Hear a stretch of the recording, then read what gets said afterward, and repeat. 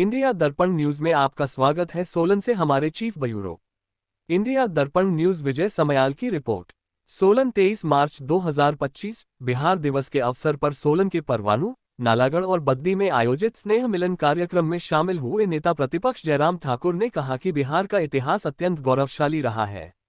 ये वही भूमि है जहां महात्मा बुद्ध ने ज्ञान प्राप्त किया, जहां महान सम्राट अशोक का साम्राज्य था और चाणक्य जैसे विद्वान ने राजनीति और कूटनीति की शिक्षा दी।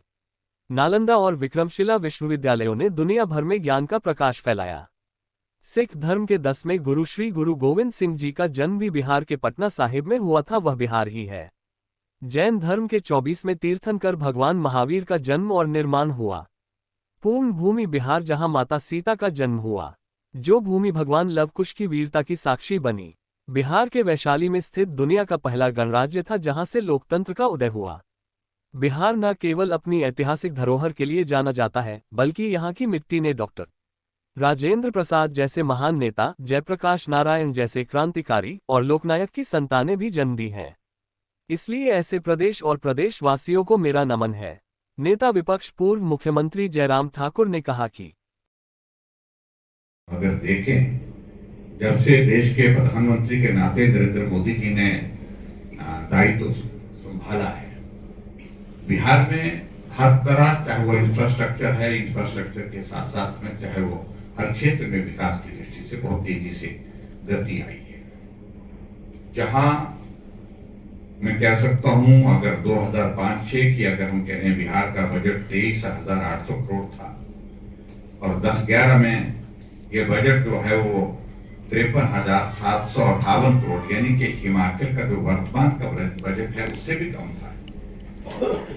लेकिन जब प्रधानमंत्री नरेंद्र मोदी जी देश के इस बागडोर संभालने के बाद काम पे आए, बिहार को फोकस करके आगे बढ़ने के लिए उन्होंने काम किया है और 2015 में ये बजट जो है वो 1,20,000 करोड़ तक पहुंचा और 2020-21 में 2,11,000 करोड़ तक पहुंचा और 2025-26 का अब की बात इस फाइनेंशियल ईयर का बजट जो है 3,17,000 करोड़ रुपए का, यानी कि एक बहुत बड़ा एक साइजेबल इंक्रीज, साइजेबल ग्रोथ जो है वहां पर आई है। और ये वहीं की बात नहीं, पूरे देश भर में सभी राज्यों को उसके अनुरूप जो है हिस्सा मिला है, बजट में मिला है।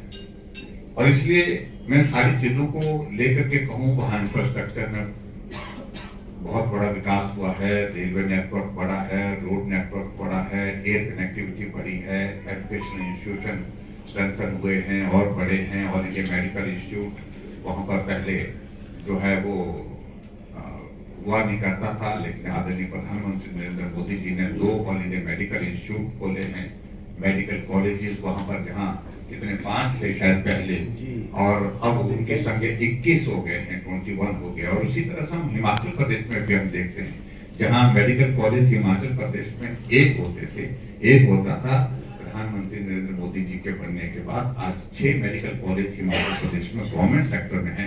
All India medical institute Himachal Pradesh में अपनी धरती पर बिलासपुर में है। इसलिए बहुत सारी चीजों का हम जिक्र कर सकते हैं, लेकिन प्रमुख विषय आज की इस पत्रकार वार्ता का, आज जो हमारे बिहार के, हमारे पूर्वांचल के हमारे सब साथी भाई बहनों से जो मिलने का है, कि एक बहुत गौरव का एक पल, एक दिन जो होता है जब उनका राज्य अस्तित्व में इसमें आया, वो उस दिन को बड़ा दिन के रूप में मनाया जाता है। और पिछले कल जो है वो 113 साल बिहार के प्रांत के पूरे हुए हैं और स्वाभाविक रूप से उनके लिए गर्व का विषय है। और इसी संदर्भ में इस सारे गौरव के साथ पूरा बिहार का हमारा भाई बहन जहां भी है वो जुड़ सके, इस सारी चीज के लिए आज मनोज त्रिपाठी जी हमारे बीच में हैं।